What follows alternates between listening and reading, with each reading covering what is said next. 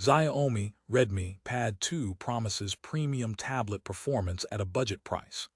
Either we have finally reached budget tablet nirvana, or this is just another spec sheet trap waiting to waste your money.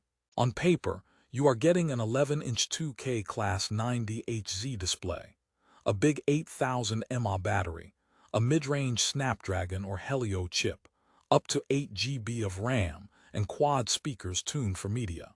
Sounds criminally generous for the price, right? But here is the thing. When a tablet promises laptop-like productivity and console-level gaming for entry-level money, something usually has to give.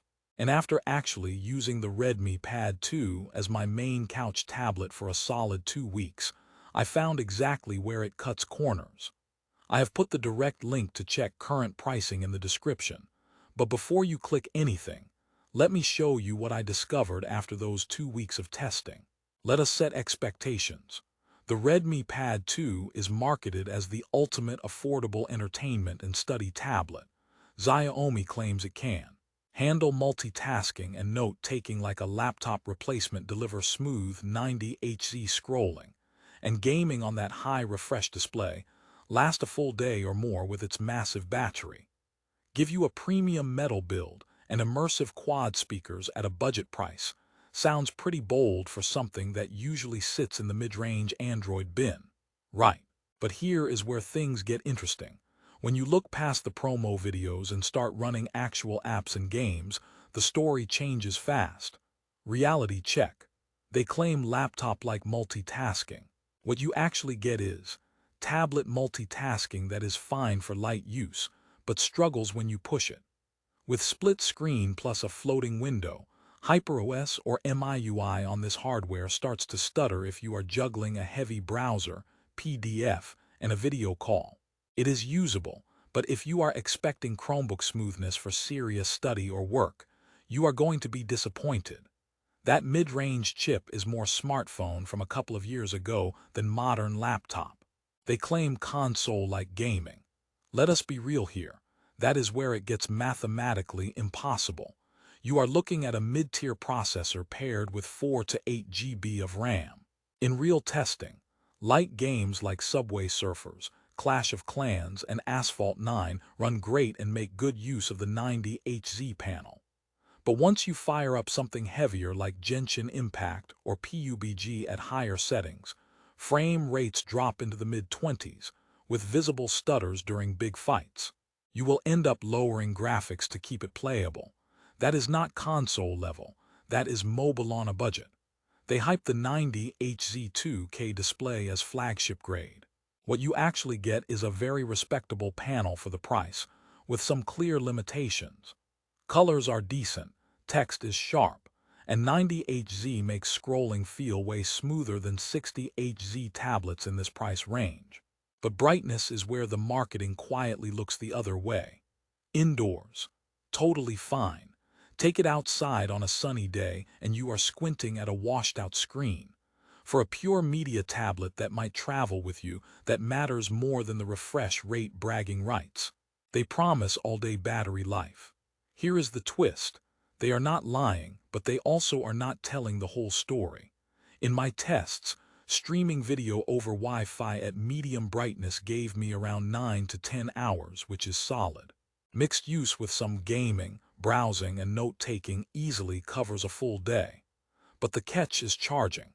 Depending on your region, you might get an 18W charger, and topping up that big 8000 mAh battery can feel like watching paint dry.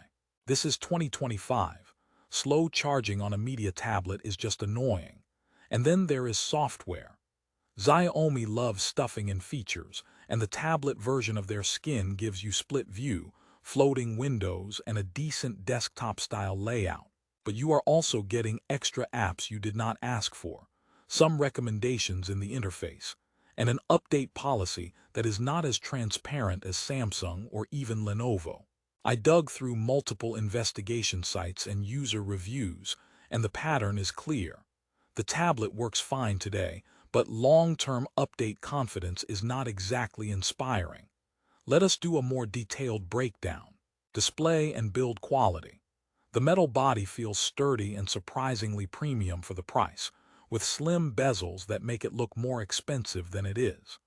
The 11-inch LCD has good sharpness for reading and Netflix, and the 90Hz refresh does make animations feel snappier. Here is what nobody tells you.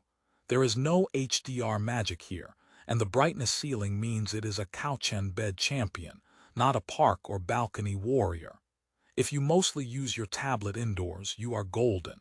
If you wanted an outdoor reading device, temper your expectations. Performance. For everyday stuff, the Redmi Pad 2 feels smooth enough. Social media, YouTube, email, note-taking, no drama. But when you start stacking tasks, RAM on the lower configurations becomes the bottleneck. Apps reload more often, and heavier websites make the browser choke a bit. What the marketing does not mention is that a lot of those flashy promo shots are likely running on the higher RAM variant, while the cheaper Amazon listing may quietly push the base model. Check the listing carefully. Some reviewers specifically mention lag on the 4GB version. Battery life. This is the strongest card in Xiaomi's deck. The combination of an efficient chip and a huge battery makes it a legit binge machine. I could kill a whole season of a show with juice left over. But hold on. Several user reviews complain about how long it takes to charge from under 20% to full. If you are the type who forgets to plug in until the tablet is dead, you are going to feel that waiting time. Sound and extras. Quad speakers on a budget tablet sound like a dream, and honestly, they are one of the highlights. Loud, reasonably balanced, and great for movies in bed. Just do not expect deep bass or iPad-level clarity. Cameras are classic tablet grade, fine for scanning documents or the occasional video call, forgettable for photos. And here is what nobody tells you. Accessories can be hit or miss.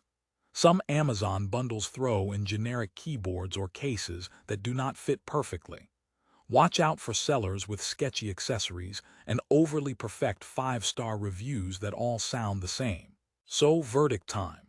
Should you buy the Xiaomi Redmi Pad 2, or is it an expensive confusion disguised as a bargain? I would call this a buy with caution. If you want a media tablet for YouTube, Netflix, light gaming, browsing, and some casual note-taking, and you can grab it at a good discount, it is genuinely solid value. The display, battery life, and speakers make it a great couch companion. But if you are dreaming of replacing a laptop, doing serious multitasking, or playing heavy games at high settings, save your money for something more powerful, like a higher-end Xiaomi Pad or a Samsung Tab A series with a stronger chip. For the right user at the right price, the Redmi Pad 2 is worth it. For everyone else, it is a maybe. Stay savage out there. If this review saved you from wasting money or helped you find something actually worth buying, I have put the link to check current pricing and read more reviews in the description. And hey, if you do decide to buy through my link, it helps fund these investigations without costing you extra. Drop a comment telling me what you actually use your tablet for: movies, games, or study, and I will point you to the best option in your budget. Hit subscribe if you want more no BS deep dives on the gadgets everyone is hyping. I have got a breakdown of another so-called budget beast coming up next. Until then, question the hype and upgrade smart.